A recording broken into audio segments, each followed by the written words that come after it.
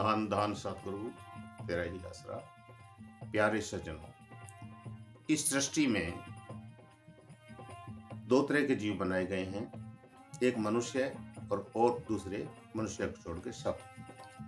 बाकी सब जीव, मनुष्य को छोड़ के सब जीव हैं वो भोग योनि में आते हैं, और मनुष्य का जो योनि है ये कर्म योनि है। ये चाहे अपने कर्मों को अच्छा कर सकती है, अपने कर्मों को बुरा कर सकता है। इसलिए जो भी इंसान बड़ी अपनी होशियारी से कोई भी गलत कार्य करता है, छुप के कार्य करता है, सुरंग में जाके कार्य करता है, वो सोचे कौन देखता है। लेकिन मनुष्य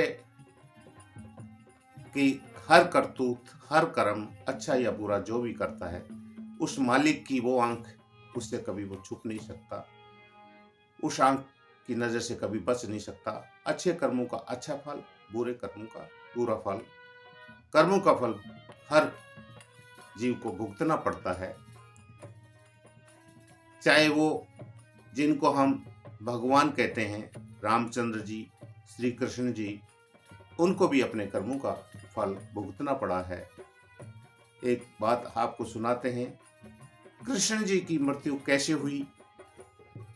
कृष्ण जी एक जंगल में एक पेड़ की छांव में बड़े आराम से लेटे हुए थे, एक घुटने के ऊपर दूसरा पैर रख के और लेटे हुए थे। एक शिकारी आदिवासी भील उस जंगल में अपने शिकार करने के लिए वहां दौड़ रहा था।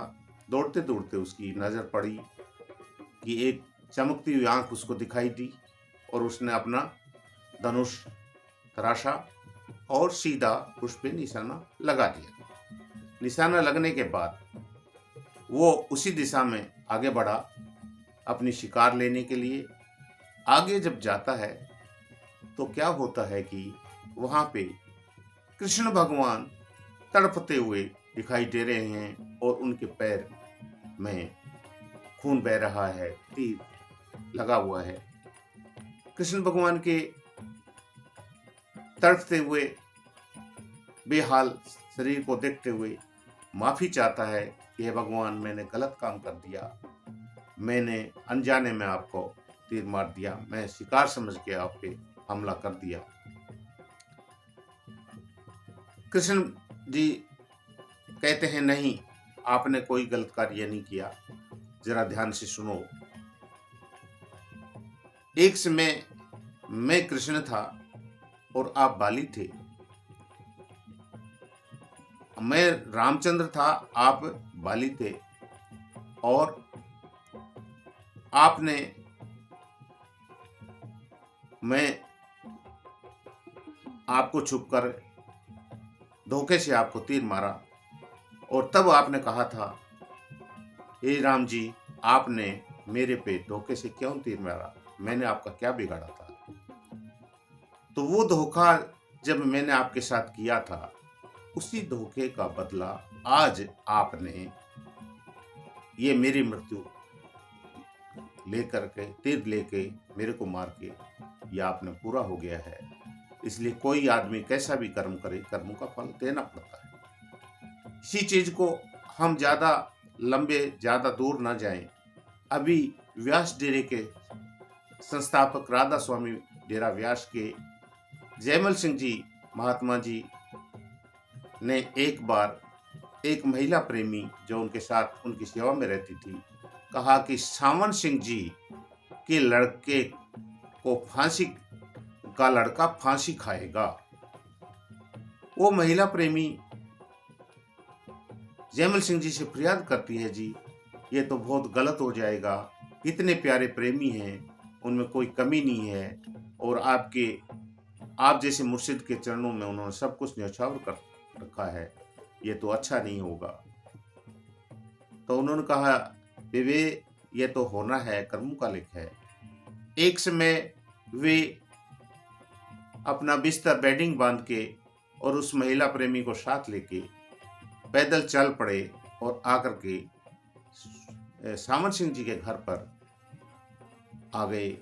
और उनके घर के बाहर एक नीम का पेड़ था, वहां अपना बेडिंग खोला और उसमें लगी हुई रस्सी को पेड़ के एक डाली पे बांधा और उसको फांसी के रूप में बनाया और कहा कि मैं उस लड़के को अभी बुलाता हूँ और उसके गले में ये फांसी का फंदा डालूंगा और फांसी का फंदा डालने के बाद मैं जैसे ही इस रस्सी को खींचूंगा तो आप ये चाकू रखना और उसको काट देना। लड़के को बुलाया गया, फांसी का फंदा उसके गले में डाला और उसको जयमल सिंह जी जैसे महापुरुष ने खींचा और खींचने के बाद जैसे ही उन्होंने रस्सा खींचा, उस महिला प्रेमी ने उस रस्से को चाकू से काट दिया और कहा, देखो बेबी, ये जो फांसी का जो उसका कर्मलेख था वो पूरा हो चुका है और अब इसको फांसी हो गई है, लेकिन इसको कोई टाल नहीं सकता था। लेकिन ये हमारी संत शरण में थे, हमारी सेवा में थे, अच्छे कर्मों के लेख में थे, तो इसको फांसी की सजा को हमने टाल दिया गया है, लेकिन फांसी का भुगतान तो उसको जरूर करना पड़ा।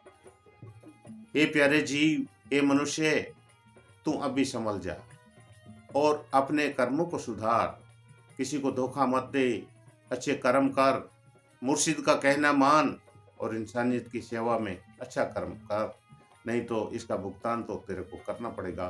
क्योंकि ऐसे महान महान हस्तियां जिनको हम भगवान मानते थे, उन्होंने भी कर्मों का फल दिया है।